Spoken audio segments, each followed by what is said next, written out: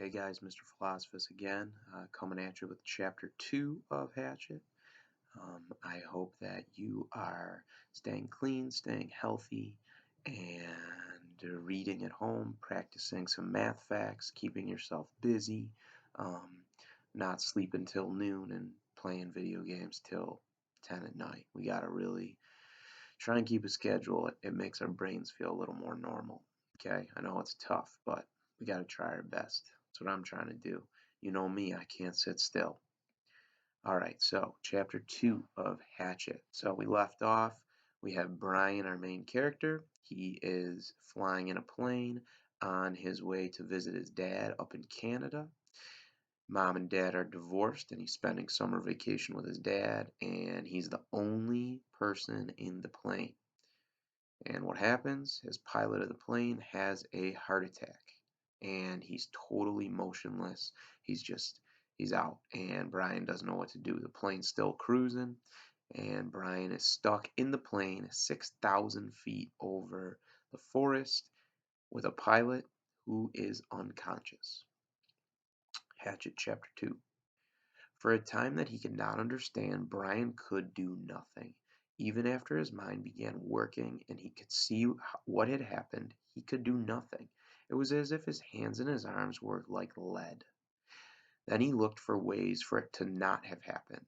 Be asleep, his mind seemed at the pilot. Just be asleep. Just be sleeping. Your eyes will open now and your hands will take control and your feet will move the pedal. But that didn't happen.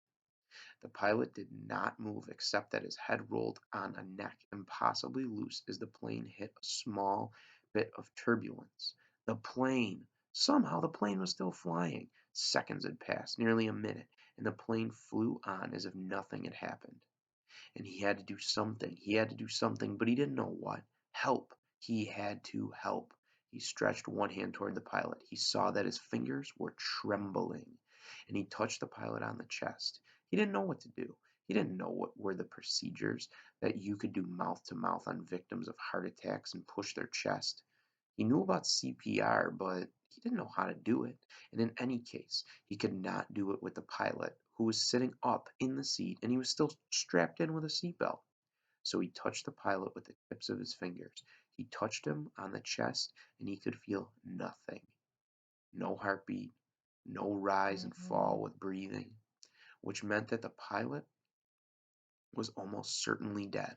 Please, Brian said, but did not know what or who to ask. Please, said the pilot. Please, he said to the pilot. The plane lurched again, hit more turbulence, and Brian felt the nose drop. It didn't dive, but the nose went down slightly, and the down angle increased with speed. And he knew that at this angle, this slight angle down, he would ultimately fly into the trees. He could see them ahead on the horizon, where he could only see sky. He had to fly it somehow. He had to fly the plane. He didn't know how, though, but he had to help himself. The pilot was gone, beyond anything that he could do. He had to try and fly this plane. He turned back into his seat, seeing the front, putting his hands, still trembling, on the control wheel, his feet gently on the rudder pedals. You pull back on the stick to raise the plane. He knew that from reading. You always pull back on the wheel. He gave it a tug and it slid back toward him easily. Too easily. The plane, with the increased speed from the tilt down, swooped eagerly up, and it drove Brian's stomach down. He pushed the wheel back in. It went too far this time, and the plane's nose went down below the horizon, and the engine speed increased with a shallow dive. Too much. He pulled back again, more gently this time, and the nose floated up again. Too far, but not as violently as before. Then down a bit too much, and up again, very easily. In the front of the engine cowling, and the noise settled. When he had it aimed at the horizon, it seemed to be steady. He held the wheel where it was, and he let out his breath, which he had been holding the whole time, and he tried to think of what to do next. It was clear, blue sky day with fluffy bits of clouds here and there, and he looked out the window for a moment, hoping to see something, a town, a village, but there was nothing. just the green of the trees, endless green, and lakes scattered more and more thickly as the plane flew. Where? He was flying, but he didn't know where. He had no idea where he was going. He looked at the dashboard of the plane. He studied the dials and he hoped to get some help. He hoped to find a compass. But it was all so confusing, the jumble of the numbers and the lights. One lighted display at the top center of the dashboard said number 342. Another said number 22. Down beneath there were dials and lines that seemed to indicate what the wings were doing, tipping or moving, and one dial with a needle pointing to the number 70, which he only thought, might be the altimeter, the device that told his height above the ground, or below sea level. Somehow he had read something about altimeters, but he couldn't remember what or where or anything about them.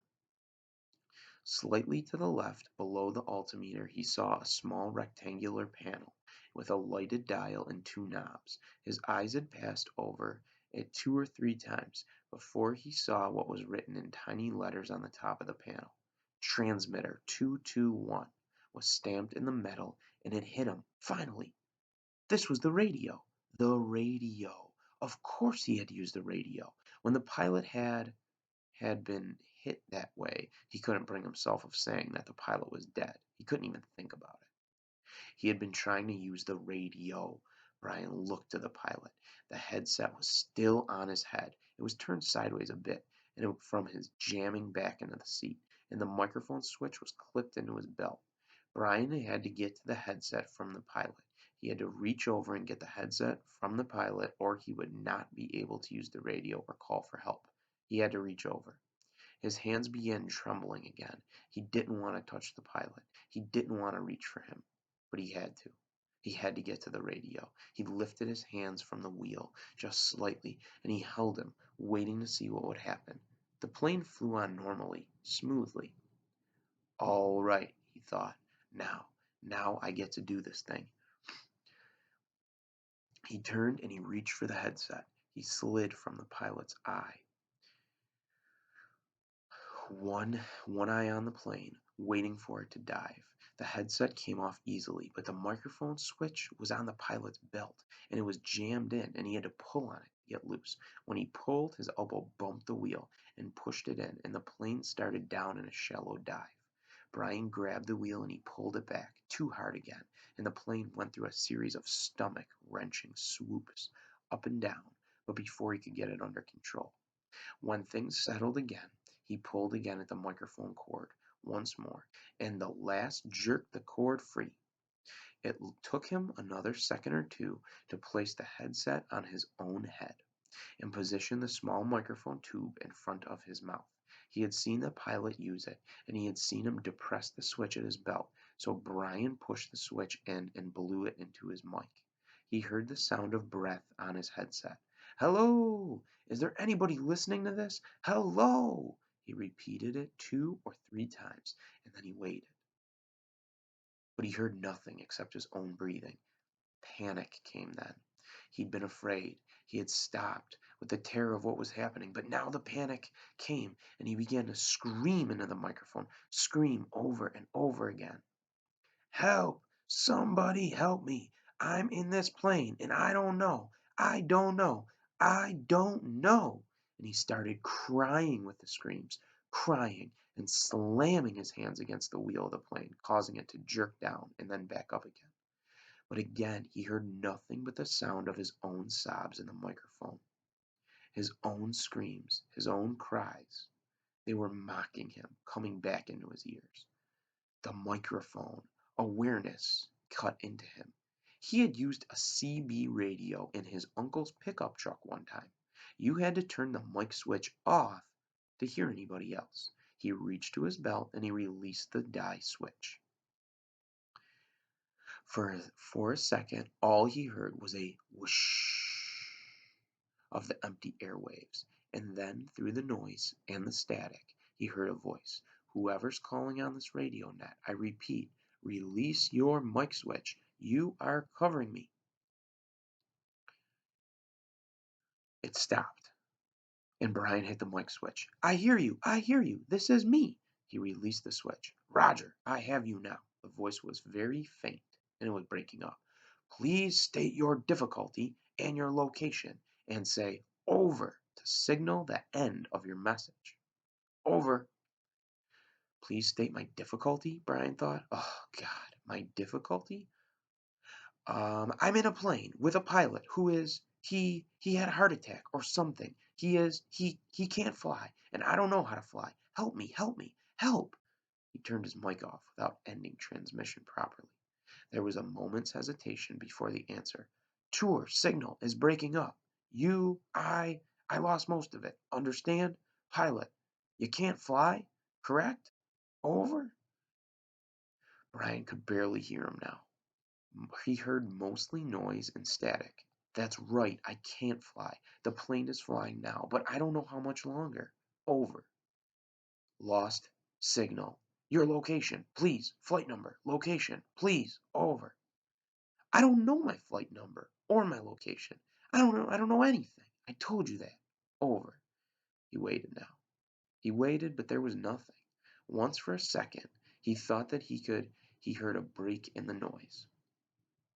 Some part of a word, but it could have been static. 2, 3 minutes, 10 minutes. Then the plane roared and Brian listened, but no one came over.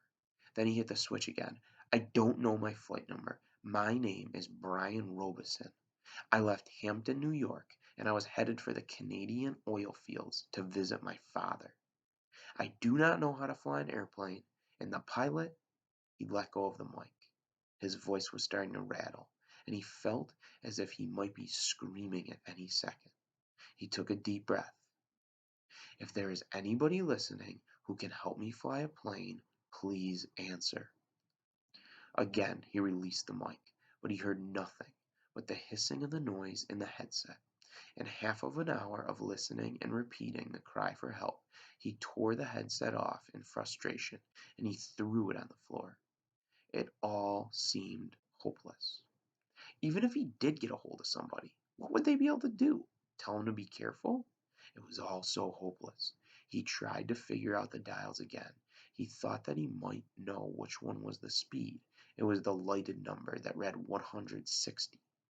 But he didn't know if that was in actual miles per hour or kilometers, or if it meant how fast the plane was moving through the air, and it did not, and not over the ground. He knew airspeed was different from ground speed, but not by how much. Parts of some books that he read came over him. How wings worked, how the propeller pulled the plane through the sky. Simple things that wouldn't help him now. Nothing could help him now. He looked at the time. An hour passed. He picked up the headset again, and he tried. He knew, in the end, all that he had. But there was still no answer.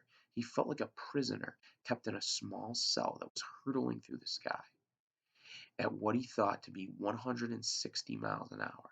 Headed, he didn't know where, just headed somewhere until there it was. Until what? Until Brian realized he ran out of fuel. When the plane ran out of fuel, it was going to go down, period. Or he could pull the throttle out and he could make it go down now. He had seen the pilot push the throttle to increase the speed. If he pulled the throttle back out, the engine would slow down and the plane would go down. Those were his choices. He could wait for the plane to run out of gas and fall, or he could push the throttle in and make it happen sooner. If he waited for the plane to run out of fuel, he would go farther. But he did not know which way he was going.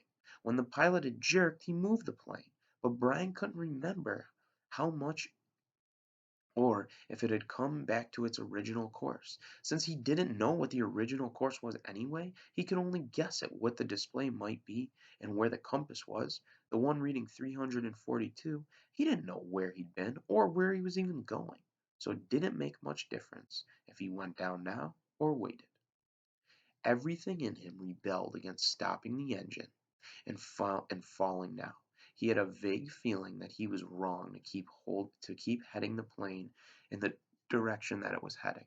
A feeling that he might be going off in the wrong direction. But he could not bring himself to stop the engine and fall. Now he was safe. or safer than if he went down. The plane was flying, he was breathing. When the engine stopped, he would go down. So he left the plane running, holding altitude, and he kept trying the radio. He worked out a system. Every 10 minutes, by the small clock built into the dashboard, he tried the radio with a simple message: I need help. Is there anybody listening to me? In times between transmission, he tried to prepare himself for what he knew was coming. When he ran out of fuel, the plane would start to go down. He guessed that without the propeller pulling, he would have to push the nose down to keep the plane flying. He thought that he might have read that somewhere, or it just came to him. Either way, it made sense. He would have to push the nose down to keep flying the speed, and just before he hit, he would have to pull the nose back up and slow the plane down as much as possible. It all made sense. Glide down until the plane hit. He would have to find a clearing as he went down. The problem was, he didn't see one clearing since they started flying over the forest. Some swamps, but they had trees scattered through them. No roads, no trails, no clearings, just the lakes. And it came that he would have to use a lake for a landing. If he went down into the trees, he would definitely die. The trees would tear the plane into pieces, and it went into him. He would have to come down into a lake. No, on a lake. No, on the edge of a lake. He would have to come down near the edge of a lake to try and slow the plane as much as possible, just before he hit water. Easy to say, he thought, but hard to do. Easy to say, hard to do. Easy to say, hard to do.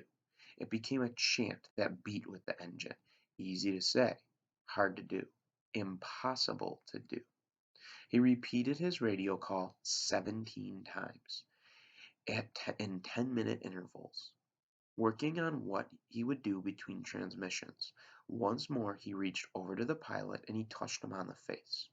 But the skin was cold, hard cold, death cold, and Brian turned back into the dashboard. He did what he could. He tightened his seatbelt, positioned himself, and rehearsed mentally again. Again what his procedure should be. When the plane ran out of gas, he would hold the nose down and head to the nearest lake and try to fly the plane into the water, onto the water. That's how he thought of it. Kind of fly the plane onto the water. And just before it hit the water, he should pull back on the wheel and slow the plane down to reduce the impact. Over and over, his mind ran the picture of how it would go. The plane runs out of gas, flying the plane onto the water, the crash. From pictures he'd seen on television, he tried to visualize it. He tried to be ready. But between the 17th and 18th radio transmission, without a warning, the engine coughed, and it roared violently for a second, and then it died. There was a sudden silence, cut only by the sound of the wind spinning the propeller, and the wind passed the plane. Brian pushed the nose down on the plane, and he threw up. All right, guys, that's the end of chapter 2. Brian was able to kind of stay in his plane and fly the best he could, but he knew only a matter of time before he ran out of gas. Now he's run out of gas, and he's going down in chapter 3. I hope you enjoyed it. Have a great day.